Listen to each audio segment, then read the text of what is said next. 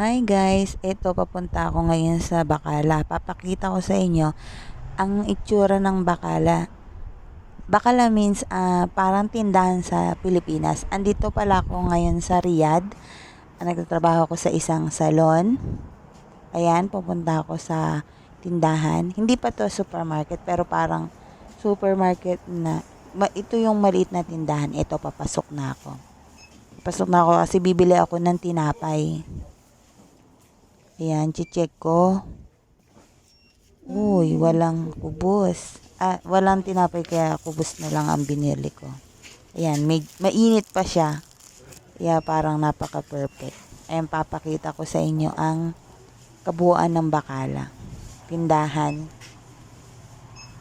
Meron din sila dito mga gulay. Kompleto rin to. Kompleto rin dito sa Bacala. May prutas, gulay, lahat ng kailangan mo sa bahay andito din.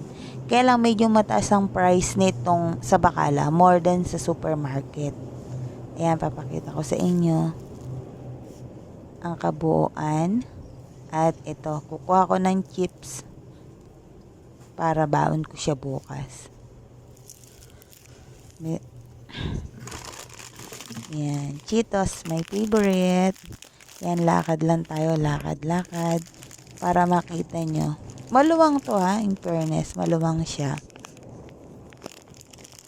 Yan, may mga chocolates, may mga frozen din. Wala lang ditong fresh na isda. Yan, halos kompleto. Yun lang ang wala dito sa Bacala. Yan, lakad-lakad lang tayo, guys. Pasensya na guys medyo malikot kasi naglalakad ako dito. Tsaka, first time kong mag-video.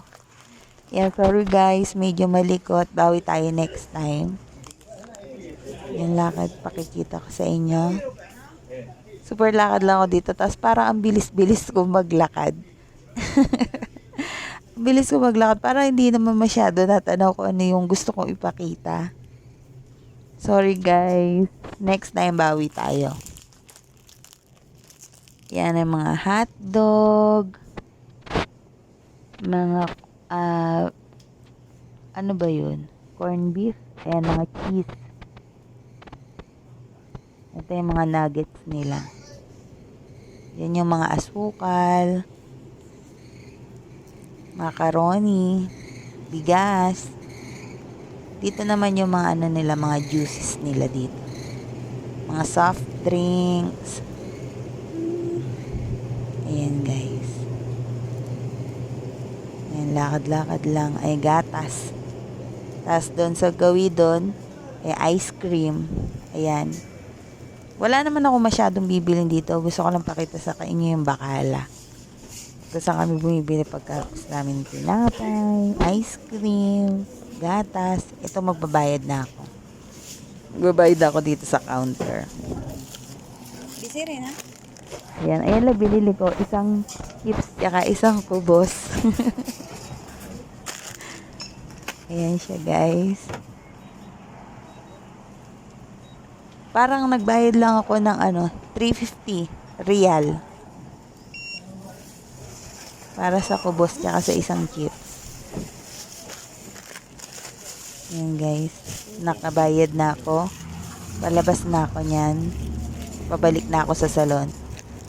Halos malapit lang, mga ilang minutong lakaran lang to.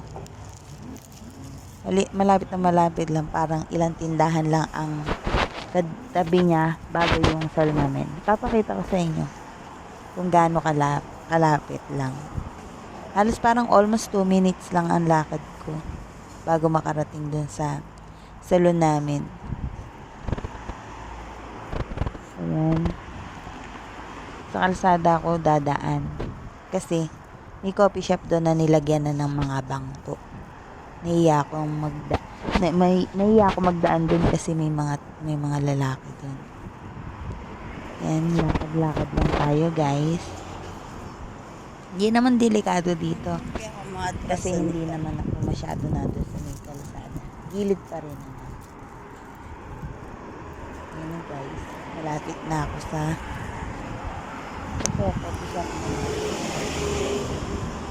After nung coffee shop, mga ilan lang na building. Ayun.